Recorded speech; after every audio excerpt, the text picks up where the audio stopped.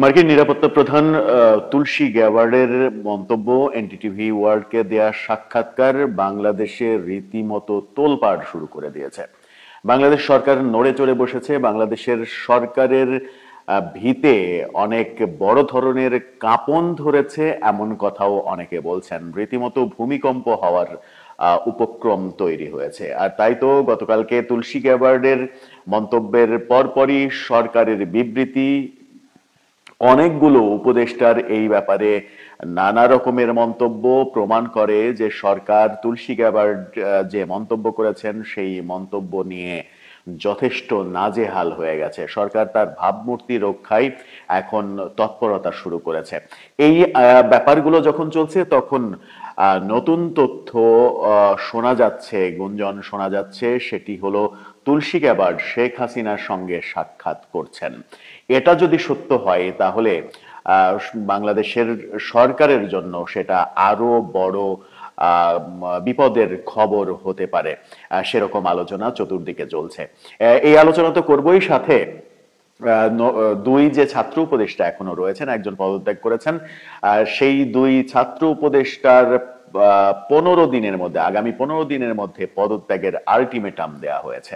সব মিলেই আলোচনা করবো এই ভিডিওতে, থাকবেন। চলে যাই মূল ভিডিওতে। তুলসী গ্যাবার্ড নিয়ে যখন আলোচনা চলছে সেই আলোচনাটা একটু পরে করি।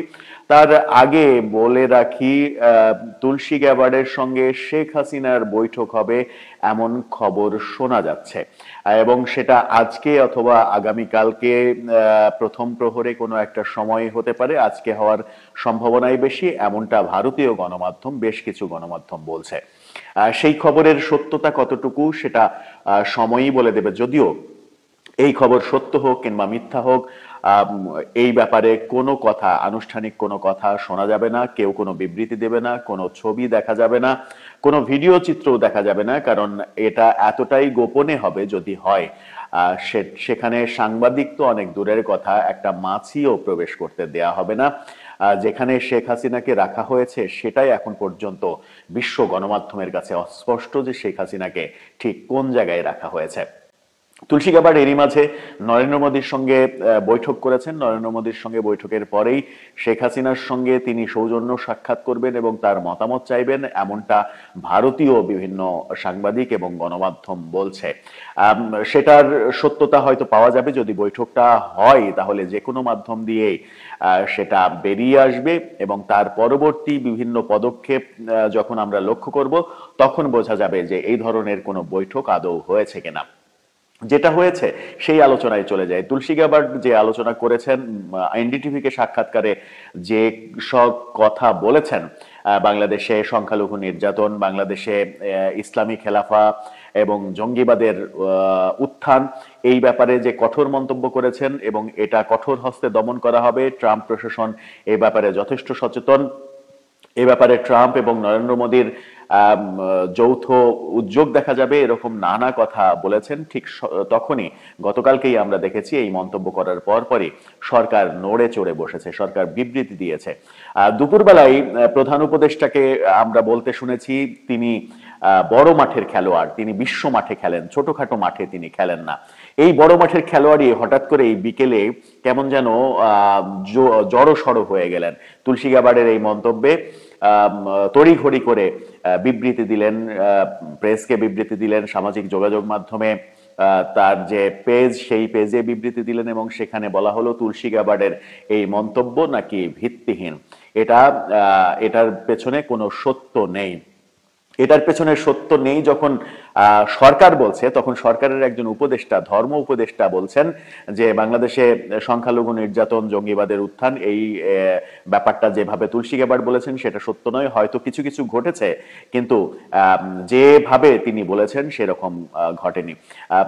ধর্ম উপদেষ্টা স্পষ্টভাবেই বলেছেন যে হয়তো কিছু কিছু ঘটেছে, তার মানে এটার অস্তিত্ব রয়েছে। আবার সরকার বলছে এটার কোনো অস্তিত্ব নেই।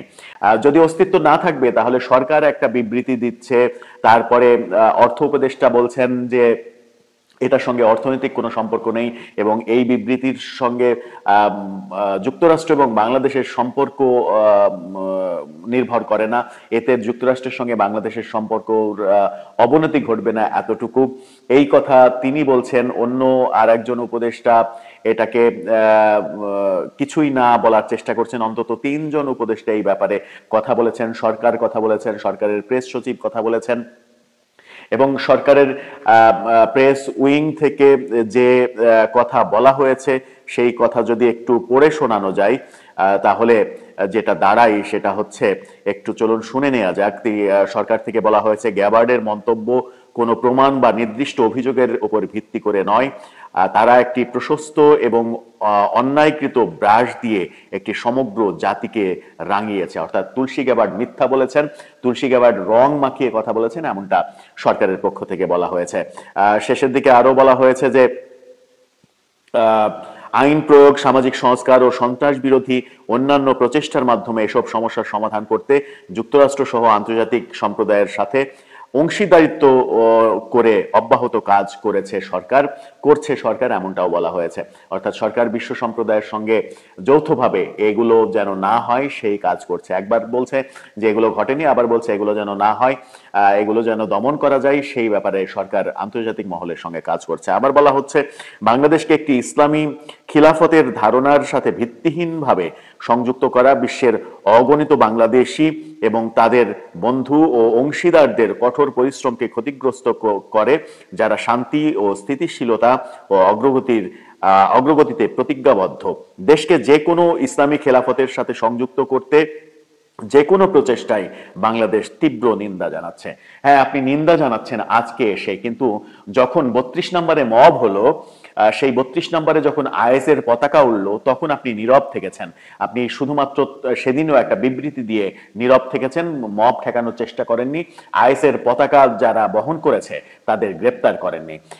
হিজবুত তাহরীর রাজধানীতে এত বড় একটা শোডাউন দিয়েছে, অন্তত কয়েকশো গ্রেপ্তার কিংবা হিজবুত তাহরীর গ্রেপ্তারে সারা দেশে অভিযান করতে পারতেন, সেরকম কোনো কিছুই কিন্তু দৃশ্যমান হয়নি।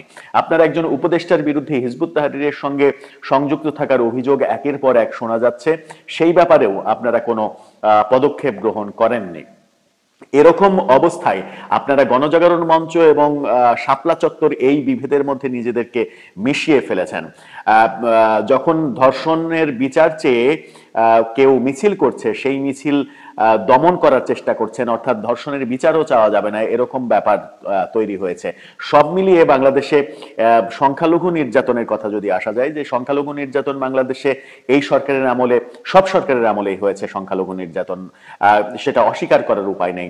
কিন্তু এই সরকার যখন অস্বীকার করছে যে তার সময়ে সংখ্যালঘু নির্যাতন হয়নি, তখন আমরা এখনো সেই সাধুকে জেলে থাকতে দেখেছি, তার এখনো পর্যন্ত মুক্তি মেলেনি। সংখ্যালঘু নির্যাতনের দৃষ্টান্ত আমরা একাধিক দেখেছি। একের পর এক মন্দিরে হামলা, হিন্দুদের বাড়ি ঘর তছনছ করে দেয়া, সেখানে মব করা, এই দৃশ্যগুলো তো ভুলে যাবার নয়। আবার জঙ্গিবাদের কথা যদি বলা যায়, যে একের পর এক বাংলাদেশে শত শত মাজার ভেঙে ফেলা হয়েছে। এই মাজার কারা ভেঙেছে? যদি ইসলামী জঙ্গিবাদকে আপনি উস্কে না দেন, আপনি যদি সমর্থন না করেন, যদি মনে করেন যে ইসলাম চর্চা এবং ইসলামী জঙ্গিবাদ ঠিক একেবারে আলাদা বিষয়, ভিন্ন বিষয়, ইসলাম চর্চার একটা সুন্দর পরিবেশ তৈরি করবেন আপনি, কিন্তু ইসলামী জঙ্গিবাদকে আপনি রুখবেন, উত্থানে রুখবেন, তাহলে তো এতগুলো মাজার ভাঙার ঘটনা ঘটতো না। এই মাজার কারা ভাঙছে? কারা ওয়াজ মাহফিলে ওপেন ঘোষণা দিচ্ছে যে সব মাজার গুড়িয়ে দাও? আপনি কি তাদেরকে চেনেন না? তাদেরকে তো হেলিকপ্টারে চড়িয়ে আপনি জানাজায় নিয়ে যাচ্ছেন। তো এগুলো অস্বীকার করার উপায় নেই। যখন যুক্তরাষ্ট্রের নিরাপত্তা উপদেষ্টা এই কথা বলছে, তখন আপনার টনক নড়ছে। তার আগে পর্যন্ত আপনার টনক নড়েনি। টনক তো আগে থেকেই নড়ার কথা, আপনি যদি সচেতন হন। প্রধান উপদেষ্টা বলেছেন আপনি বড় মাঠের খেলোয়াড়, আপনি বিশ্ব মাঠে খেলেন। হ্যাঁ, আপনি তো বিশ্ব মাঠের খেলোয়াড়, বিশ্ব মাঠে আপনি খেলে বেড়ান। আপনি নোবেল জয়ী, বাংলাদেশের গর্ব, নোবেল জয়ী একজন মানুষ। সেই বিশ্ব মাঠের খেলোয়াড় ছোট একটা মাঠে এসে খেলতে এতটা হাঁপিয়ে যাচ্ছেন কেন? সেটাও একটা বড় প্রশ্ন। কদিন আগেই আমরা দেখলাম যে বিএনপির এক নেতা আপনার বিরুদ্ধে অভিযোগ করছে যে আপনি ক্ষমতায় এসেই নিজের মামলা তুলে নিয়েছেন, আপনার প্রতিষ্ঠানের মামলা তুলে নিয়েছেন, নিজের প্রতিষ্ঠানের 6 বছরের কর মওকুফ করে নিয়েছেন, অনেক কিছু করেছেন। কিন্তু সারা বাংলাদেশে যে 2.5 লক্ষ ভুয়া মামলা রয়েছে, 60 লক্ষের বেশি আসামি রয়েছে, সেগুলোর ব্যাপারে আপনার কোনো দৃষ্টি নেই। আবার এদিকে গণ অধিকার পরিষদের সাধারণ সম্পাদক রাশেদ খান তিনি জোর দাবি করেছেন এবং 15 দিনের আলটিমেটাম দিয়েছেন সরকারের ভেতরে সরকারকে ক্ষতিগ্রস্ত করছে যে দুই ছাত্র উপদেষ্টা, সরকারের নিরপেক্ষতা নষ্ট করছে যে দুইজন, তাদের মধ্যে সব থেকে বড় হুমকি সরকারের জন্য মাহফুজ আলম।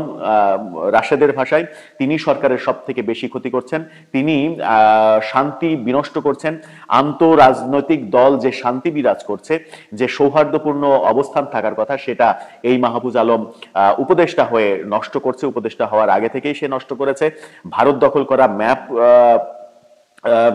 সামাজিক যোগাযোগ মাধ্যমে আপলোড করেছে, সমালোচনার পরে 2 ঘন্টা পরে সেটা আবার মুছে দিয়েছে।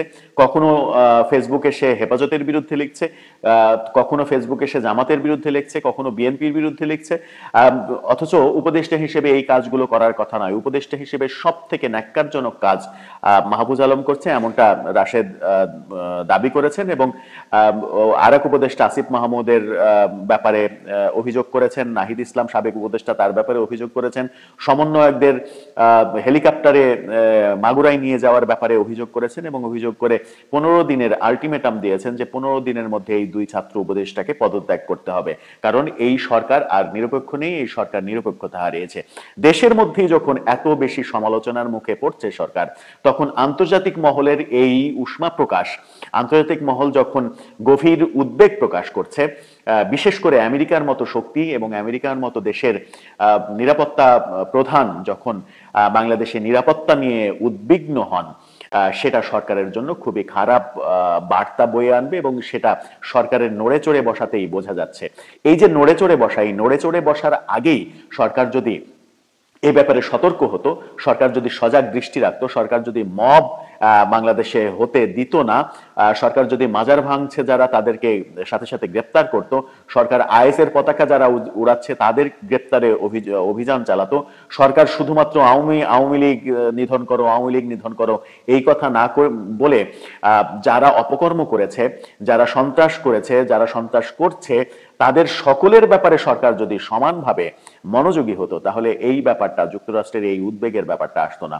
আর যুক্তরাষ্ট্রের উদ্বেগ মানে আপনি জাতিসংঘ মহাসচিবকে এনে যত কিছুই করেন না কেন, কোনো কিছুই আদতে কাজে দেবে না, কারণ জাতিসংঘ ওঠা বসা করে যুক্তরাষ্ট্রের ইশারায়।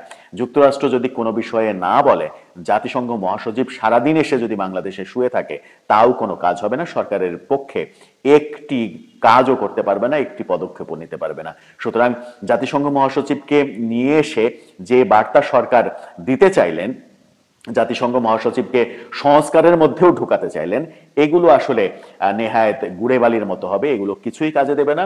সরকার যদি আমেরিকাকে খেপিয়ে দেয়, তাহলে সরকারের জন্য খুবই মারাত্মক ক্ষতির কারণ হয়ে যাবে সেটা। এবং সেই ক্ষতি অনেকে বলেন যে ইউনূস সরকারের টিকে থাকাটা মুশকিল হয়ে যাবে যদি আমেরিকা বিরুদ্ধে চলে যায়। এখন স্পষ্ট দৃশ্য আমরা দেখতে পাচ্ছি, ভারতের দুতিয়ালিতে আমেরিকা একেবারেই এই সরকারের বিরুদ্ধে অবস্থান নিয়েছে এবং এটা যদি আরেকটু প্রখর আকার ধারণ করে, তাহলে সেটা মানে খারাপ কিছুই বার্তা বয়ে আনবে। যে বার্তাই বয়ে আনুক, সেটা সরকারের পক্ষে গেল কি বিপক্ষে গেল, সেটা আমাদের মতো সাধারণ জনগণের আসলে ভাবনার বিষয় নয়। আমাদের ভাবনার বিষয় দেশের পক্ষে যাচ্ছে নাকি দেশের বিপক্ষে যাচ্ছে। দেশের বিপক্ষে যাওয়ার মতো কর্মকাণ্ড কেউ যদি করে থাকে, সেটা জনগণ কখনোই মেনে নেবে না। জনগণও চাইবে সরকার যেন এমন কর্মকাণ্ড করে যেটা দেশের পক্ষে সবকিছু যায় এবং আন্তর্জাতিক মহলও দেশের বিপক্ষে কোনো পদক্ষেপ নিতে না পারে।